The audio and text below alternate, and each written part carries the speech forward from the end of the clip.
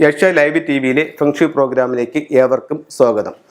ഇപ്പം നമ്മൾ ഒരു കാര്യത്തിലേക്ക് ഇറങ്ങുമ്പോൾ ചിലർ പറയും, നമ്മൾ സാറേ ഞാൻ എന്ത് കാര്യത്തിന് ഈ വീട്ടിൽ നിന്ന് ഇറങ്ങിയാലും എല്ലാം തടസ്സങ്ങളാണ്, നമുക്ക് അവിടെ ചെന്ന് എത്താനായിട്ട് ഒരുപാട് പ്രയാസങ്ങളാണ്, നമുക്കത് ഭയങ്കര ബുദ്ധിമുട്ടുകൾ ഉണ്ടാക്കുന്നുണ്ട് എന്ന് പറയുന്നുണ്ട്. അപ്പം നമുക്ക് വീടിൻ്റെ വാസ്തുപ്രകാരം വാസ്തുദോഷമുണ്ടെങ്കിലും നമ്മളുടെ കാര്യങ്ങൾക്ക് ഒരു മുന്നേറ്റമില്ലാതെ അതിനെ തടസ്സപ്പെടുത്തുന്ന ഒരവസ്ഥ നമുക്ക് കാണാറുണ്ട്. അതിൽ പ്രധാന പങ്ക് വഹിക്കുന്നത് വടക്ക് കിഴക്കെന്ന് പറയുന്ന ദിക്കാണ്. ഇപ്പോൾ ഒരു വീടിൻ്റെ സൗഭാഗ്യം അല്ലെങ്കിൽ ഒരു വീടിൻ്റെ അവസ്ഥ എങ്ങനെയാണെന്ന് ആ വീടിൻ്റെ വടക്ക് കിഴക്ക് ഭാഗം കണ്ടാൽ നമുക്ക് മനസ്സിലാക്കാനായിട്ട് സാധിക്കുന്നതാണ്.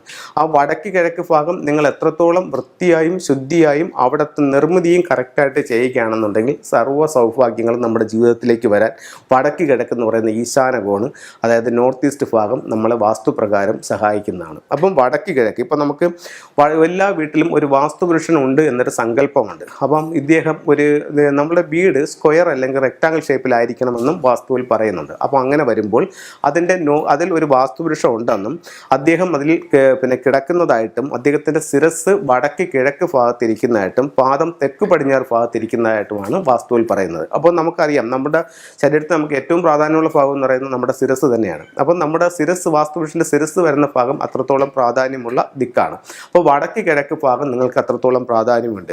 അപ്പോൾ ഈ വടക്ക് കിഴക്ക് ഭാഗത്ത് വാസ്തുപ്രകാരം ഒരു ടോയ്ലറ്റോ അല്ലെന്നുണ്ടെങ്കിൽ ആ ഭാഗത്ത് ഒരു സെപ്റ്റിക് ടാങ്കോ ഒക്കെ വന്നു കഴിഞ്ഞാൽ നിങ്ങൾ എന്ത് കാര്യത്തിനിറങ്ങിയാലും അതിൽ തടസ്സങ്ങളും പ്രശ്നങ്ങളും ആ ഒരു കാര്യത്തിലേക്ക് ചെന്ന് എത്തി അത് ഒരു വിജയകരമായി കൊണ്ടുവരാൻ പറ്റാത്തൊരവസ്ഥ ഈ പറയപ്പെടുന്ന ടോയ്ലറ്റും അതുപോലെ തന്നെ സെപ്റ്റിക് ടാങ്കും ഉണ്ടാകും. അപ്പോൾ ഒരു കാരണവശാലും വടക്ക് കിഴക്ക് ഭാഗത്ത് ടോയ്ലറ്റോ സെപ്റ്റിക് ടാങ്കോ പണിയാൻ പാടില്ല. ഇപ്പം നമ്മൾ അത് ഓൾറെഡി നമ്മളവിടെ പണിഞ്ഞു പോയി, ഇനിയിപ്പോൾ എന്താ ചെയ്യുക? നമുക്ക് വടക്ക് കിഴക്ക് ഭാഗത്തു നിന്ന് മാറ്റാൻ പറ്റുമെങ്കിൽ മാറ്റുക തന്നെയാണ് നല്ലത്. അതല്ല എന്നുണ്ടെങ്കിൽ നല്ലൊരു ഫെങ്ഷി കൺസൾട്ടിനെ കാണിച്ചുകൊണ്ട് അതിൽ ഫെങ്ഷി പ്രകാരം എന്ത് റെമഡി അതിനകത്ത് ചെയ്യാം അല്ലെങ്കിൽ എന്ത് ടൂള് ചെയ്യാം എന്നുള്ളത് മനസ്സിലാക്കിക്കൊണ്ട് അത് ചെയ്യാം. അപ്പോഴേ ഈ പറഞ്ഞപ്പോഴത്തേക്ക് പലരും ചോദിക്കുന്നുണ്ട്, അപ്പോൾ ഒരു വീടിൻ്റെ പുതിയൊരു വീട് പണിഞ്ഞപ്പോഴത്തേക്ക് അതിൽ വടക്ക് കിഴക്ക് ഭാഗത്ത് അവർക്ക് ഇവിടെ ഒരു ടോയ്ലറ്റ് പണി, ആ ഭാഗത്താണ് അവർക്ക് കറക്റ്റായിട്ട് വന്നിരിക്കുന്നത്. അത് അവിടെ മറ്റില്ലെന്നുണ്ടെങ്കിൽ അവർക്ക് ആ ഡിസൈനിലൊക്കെ മൊത്തത്തിൽ വ്യത്യാസം വരുന്നുണ്ട്. അപ്പോൾ അത് അവിടെ ഇരിക്കട്ടെ എന്നൊക്കെ നമുക്ക് ഫെങ്ഷുവിൽ ഒരു പരിഹാരം ചെയ്താൽ മതിയാവൂലേ എന്ന് ചോദിക്കുന്ന ആൾക്കാരുണ്ട്. ഒരിക്കലും അങ്ങനെയല്ല. നമുക്ക് എപ്പോഴും നമ്മൾ വീട് പണിയുമ്പോൾ വാസ്തുപ്രകാരം തെറ്റില്ലാത്ത രീതിയിൽ പണിയുക. നമ്മൾ പണിഞ്ഞു പോയ വീടുകളിൽ നമുക്ക് ഇതുപോലെ തെറ്റ് സംഭവിച്ചിട്ടുണ്ടെങ്കിൽ അപ്പോൾ പരിഹാരത്തെപ്പറ്റി ചിന്തിക്കുന്നതാണ് നല്ലത്. അല്ലാതെ നമ്മളൊരു തെറ്റ് പണിഞ്ഞു വെച്ചിട്ട് അതിൻ്റെ പരിഹാരം ചെയ്യാനായിട്ട് ഒരിക്കലും ചിന്തിക്കുന്നത് നല്ലതല്ല. അപ്പോൾ ഇത്തരത്തിലുള്ള ഓരോ കാര്യങ്ങളുണ്ടെന്ന് നിങ്ങൾ മനസ്സിലാക്കുക. പിന്നെ ഫെങ്ഷി എന്ന് പറഞ്ഞിട്ടുള്ളൊരു സയൻസ് ഉണ്ട്, ചൈനയുടെ സയൻസ് ആണ്. അപ്പോൾ ഇത് നമുക്ക് വീടിൻ്റെ ഓരോ ദിക്കുകളും ഓരോ സൗഭാഗ്യങ്ങളായിട്ടാണ് കണക്കാക്കുന്നത്. അപ്പോൾ ഓരോ ദിക്കിൻ്റെയും സൗഭാഗ്യങ്ങളെ നമുക്ക് വർദ്ധിപ്പിക്കാനായിട്ട് നിങ്ങളുടെ സ്വീകരണ മുറിയിൽ ചില ടൂളുകൾ ഉപയോഗിച്ചുകൊണ്ട് നിങ്ങളുടെ സൗഭാഗ്യങ്ങളെ കൂട്ടാം എന്ന് ഫെങ്ഷുവിൽ പറയുന്നുണ്ട്. അതിൻ്റെ 1-2 ടൂളുകൾ ഞാൻ നിങ്ങളുമായിട്ട് പരിചയപ്പെടുത്താം.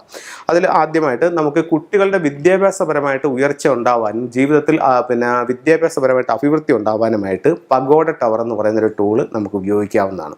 ഇത് എവിടെയാണ് വെക്കുന്നതെന്ന് വെച്ച് കഴിഞ്ഞാൽ 2 സ്ഥലങ്ങളിൽ ഇത് ഉപയോഗിക്കാം. ഒന്ന്, കുട്ടികൾ പഠിക്കുന്ന ടേബിളിൻ്റെ മുകളിൽ വടക്ക് കിഴക്ക് ഭാഗത്ത് പഗോഡ ടവർ വയ്ക്കാവുന്നതാണ്. അത് അല്ല എന്നുണ്ടെങ്കിൽ സ്വീകരണ മുറിയുടെ വടക്ക് കിഴക്ക് ഭാഗത്ത് പഗോഡ ടവർ വയ്ക്കാം. ഇത് കുട്ടികൾക്ക് വിദ്യാഭ്യാസപരമായിട്ട് ഉയർച്ച ഉണ്ടാക്കും.